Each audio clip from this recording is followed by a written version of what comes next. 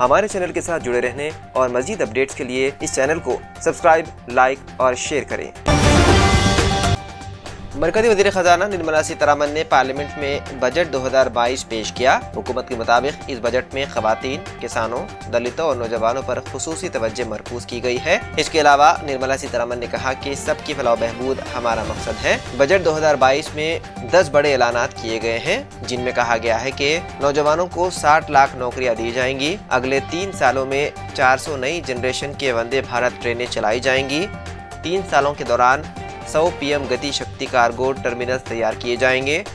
1.5 lakh post office کور banking کے دائرے میں آئیں گی۔ اب پوسٹ آفس میں بھی آن لائن ٹرانسفر ممکن ہوگا۔ سال 2022-23 میں 80 لاکھ نئے مکانات تعمیر کیے جائیں گے۔ ملک میں ایک ڈیجیٹل یونیورسٹی بنائی جائے گی۔ 25,000 کلومیٹر طویل قومی شاہراہ 20,000 کروڑ روپے کی لاگت سے تعمیر کی جائے گی۔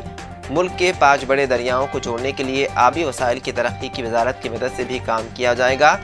75 اضلاع میں ڈیجیٹل بینکنگ شروع کی جائے گی اور ای پاسپورٹ 2022-23 میں نافذ کیا جائے گا۔ تلنگانہ کے وزیر اعلیٰ KCR نے منگل کو مرکزی بجٹ 2022 پر مایوسی کا اظہار کیا، جسے مرکزی وزیر خزانہ نرملا سیتارمن نے آج پارلیمنٹ میں پیش کیا۔ CM KCR نے کہا کہ نہ صرف SC, ST, BC اور اقلیتی طبقوں کے ساتھ ناانصافی ہوئی ہے، بلکہ کسانوں، غریبوں، ملازمین اور عام آدمی کے ساتھ بھی ناانصافی ہوئی ہے۔ مرکزی بجٹ 2022 پر رد عمل ظاہر کرتے ہوئے تلنگانہ کے وزیر اعلیٰ کے دفتر سے ایک ٹویٹ میں کہا گیا ہے کہ بجٹ میں عام آدمی کے لیے کچھ نہیں ہے۔ انہوں نے اسے گولمال بجٹ قرار دیا اور کہا کہ یہ بجٹ کسانوں، زرعی شعبے اور ہینڈلوم سیکٹر کے لیے کچھ بھی نہیں ہے۔ انہوں نے کہا کہ بجٹ میں ہینڈلوم ورکرز کے تحفظ کے لیے کوئی اقدامات نہیں کیے گئے، جس سے ملازمین اور چھوٹے تاجرین بھی مایوسی کا شکار ہو گئے ہیں۔ تلنگانہ کے وزیر اعلیٰ KCR نے منگل کو کہا ہے کہ حکومت جلد ہی ریاست میں 40,000 ملازمتوں کے لیے نوٹیفیکیشن جاری کرے گی۔ پرگتی بھون میں میڈیا سے بات کرتے ہوئے CM KCR نے کہا کہ حکومت نے ریاست میں اب تک 1,35,000 نوکریاں دی ہیں۔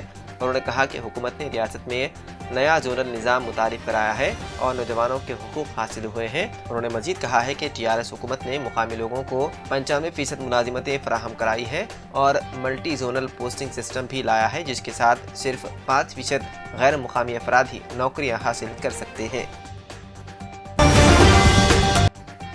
گریٹر حیدرآباد میونسپل کارپوریشن حدود میں 60 سال سے زیادہ عمر کے مریضوں کو اب تک پرائمری ہیلتھ سینٹر اور ویکسینیشن سینٹرز پر ہی بوسٹر ڈوز دی جاتی تھی۔ کووڈ-19 کے بڑھتے ہوئے معاملات کے پیش نظر میونسپل ایڈمنسٹریشن کے وزیر KTR اور وزیر صحت ہریش راؤ نے متعلقہ عہدیداروں کو بالترتیب تمام اقدامات کرنے کی ہدایت دی۔ جن لوگوں کو متعدد امراض ہیں اور جنہوں نے مختلف وجوہات کی بنا پر بوسٹر ڈوز نہیں لی ہے، وہ GHMC ہیلپ لائن نمبر 040-211-111111 پر کال کر سکتے ہیں۔ عہدیداروں نے عوام سے اس موقع سے فائدہ اٹھانے کی اپیل کی ہے۔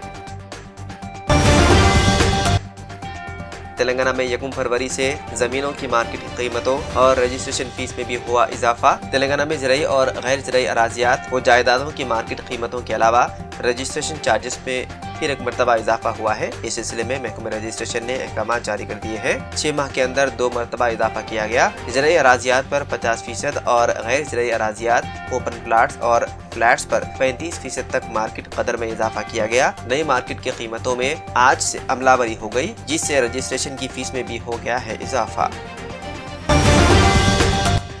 پیر کی رات حیدرآباد کے بولارام ریلوے اسٹیشن پر ایک جوڑے نے ٹرین کے آگے چھلانگ لگا کر لی خودکشی۔ تاہم یہ واقعہ منگل کی صبح منظر عام پر آیا۔ اس جوڑے کی شناخت وائی کنڈیا 55 سالہ اور اس کی بیوی بھو لکشمی 50 سالہ کے طور پر ہوئی ہے۔ وائی کنڈیا ایک آرمی اسٹیبلشمنٹ میں کلرک کے طور پر کام کرتا تھا اور سکندرآباد میں اپنی بیوی بھو لکشمی اور ایک بیٹی کے ساتھ رہ رہا تھا، جو کہ راچاکنڈا کمشنریٹ کے تحت نیتاجی نگر میں پولیس کانسٹیبل ہے۔ پیر کا یہ جوڑا اپنے گھر سے لاپتہ ہو گیا، جس کے بعد ان کی بیٹی نے کشائی گوڑا پولیس اسٹیشن میں شکایت درج کروائی۔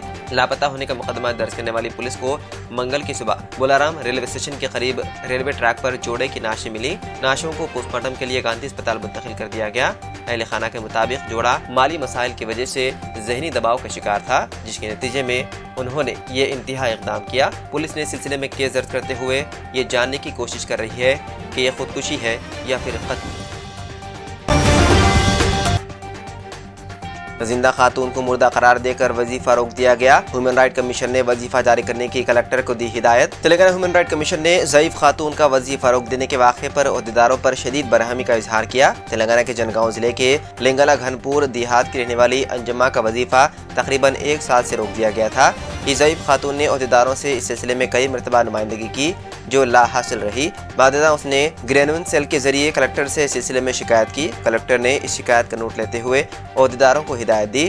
جب انجمہ کے وظیفے کی رقم کی عدم اجرائی کی وجوہات معلوم کی گئی تو پتہ چلا کہ ریکارڈ میں اس ضعیف خاتون کو مردہ سدھی پیٹ ضلع کے موزے مشٹیال منڈل شریال میں واقع ضلع پریشد ہائی اسکول کا منڈل پریشد ڈیولپمنٹ آفیسر جناب سید طارق انور نے آج دوبارہ اسکول کی کشادگی کے پہلے دن اچانک معائنہ کرتے ہوئے اسکول میں کیے گئے احتیاطی اقدامات کا تفصیلی جائزہ لیا اور دوپہر کے کھانے کا مشاہدہ کرتے ہوئے اسکولی طلباء اور ٹیچروں کے ہمراہ دہرانے میں شرکت کی۔ نیز طلباء و طالبات کو سخت محنت کے ذریعے تعلیم حاصل کرنے و مختلف وبائی امراض سے بچنے کے لیے مؤثر احتیاطی تدابیر اختیار کرنے کا مشورہ دیا۔ حلقہ جنگاؤں میں شامل سدھی پیٹ ضلع کے موازیات ناگپوری پیداراج پیٹ منڈل چریال کا آج ڈسٹرکٹ رورل ڈیولپمنٹ ایجنسی کے project director Mr C H Gopal Rao نے منڈل پریشد ڈیولپمنٹ آفیسر سید طارق انور کے ہمراہ تفصیلی دورہ کرتے ہوئے مذکورہ موادیات کے مختلف مہیلا گروپوں میں prime minister micro finance corporation کے تحت منظور بینک قرض سے حاصل ہونے والے مصنوعات کا مشاہدہ کرتے ہوئے افتتاح انجام دیا اور اپنے خطاب میں خواتین کو مختلف خود روزگار اسکیمات سے استفادہ کرنے اور اپنے خاندان کو معاشی طور پر مستحکم بنانے کا مشورہ دیا۔ اس موقع پر صدر منڈل پریشد پی کروناکر اور دوسرے عہدیدار بھی موجود تھے۔ سدھی پیٹ ضلع کے حلقے گجویل کی موادیات کرکپٹلہ اور دامرکنٹا کے مابین مخالف سمت سے آنے والی 2 تیز رفتار موٹر سائیکلوں کے آپس میں تصادم ہونے کے نتیجے میں 2 افراد برسر موقع ہلاک ہو گئے، جن کی شناخت 30 سالہ محمد عبدالسلیم ول محمد عبدالکریم متوطن موزے دامرکنٹا اور 32 سالہ سی رمیش متوطن کرکپٹلہ کے حیثیت سے کی گئی ہے۔ خوفناک سڑک حادثے کی اطلاع ملتے ہی وی پرتاپ ریڈی صدر نشین ریاستی جنگلات و ماحولیات کارپوریشن نے ایریا دواخانہ گجویل پہنچ کر اپنے گہرے رنج و ملال اور تعصب کا اظہار کیا اور مہلوکین کے افراد خاندان کو پرسا دیتے ہوئے ڈھارس بنائی۔ نیز مالی امداد فراہم کرنے کی مذکورہ دونوں مہلوکین ٹی آر ایس پارٹی کے ابتدائی ارکان ہونے کے نتیجے میں پارٹی کی جانب سے حاصل ہونے والے مفت بیمہ کے فی کس 2 لاکھ روپے دینے اور مستقبل میں مزید مالی اعانت کرنے کا وعدہ کیا۔ اس موقع پر صدر بلدیہ راجہ مولی، نائب صدر محمد سکی الدین اور کرشنا یادو، صدر M P T C forum Nagaraju, sarpanch Bal Narsaiah, sarpanch Maulana Mohammed جعفر خان اور دوسرے قائدین بھی موجود تھے۔ سمیتا سبروال نے ہدایت دی ہے کہ صدر مارٹ بیراج کو آئندہ اپریل تک مکمل کیا جائے۔ آج سمیتا سبروال نے ریاست کے خصوصی چیف سیکرٹری رجت کمار کے ہمراہ نرمل ضلع کے مامڑ منڈل کے پونکل گاؤں میں صدر مارکیٹ بیراج کے کاموں کا معائنہ کیا۔ اس موقع پر ریاستی وزیر جنگلات و ماحولیات اے اندرا کرن ریڈی کے علاوہ خانہ پور رکن اسمبلی ریکھا نائک، مدھول رکن اسمبلی G Vithal Reddy, S E engineer in chief Ramagundam Venkateshwar Rao, C I Srinivas Reddy, ضلع collector Musharraf Ali Farooqui, additional collector Ram Babu, E Rama Rao, R D O Rathod Ramesh, S D O Sevanti, M P D Os, M R Os, assistant engineers اور دیگر بھی موجود تھے۔ بھینسہ شہر کی مشہور دینی شخصیت مولانا تمیز الدین صاحب قاسمی حال مقیم مکہ کا گزشتہ شام کے اوقات میں اچانک قلب پر حملے کے باعث 55 سال کی عمر میں کریم نگر شہر میں انتقال ہو گیا، جس کی اطلاع کے ساتھ ہی بھینسہ کے مسلمانوں میں غم کی لہر دوڑ گئی۔ میت کو بھینسہ میں آبائی مقام واقع نئی آبادی نزد گورنمنٹ جونیئر کالج علاقے میں لایا گیا، جہاں سینکڑوں مسلمانوں اور علماء، حفاظ و دینی متعلمین نے ان کا دیدار کیا۔ مرحوم کی نماز جنازہ آج بعد نماز ظہر مسجد درگاہ شریف بھینسہ میں مولانا مظہر قاسمی کوروٹلا نے پڑھائی اور تدفین آبائی قبرستان احاطہ درگاہ خطیب صاحب نزد عیدگاہ میں عمل میں آئی، جس میں مختلف مقامات کے علماء کرام نے شرکت کی۔ مرحوم کے پسماندگان میں اہلیہ کے علاوہ ایک لڑکا اور 2 لڑکیاں بھی شامل ہیں۔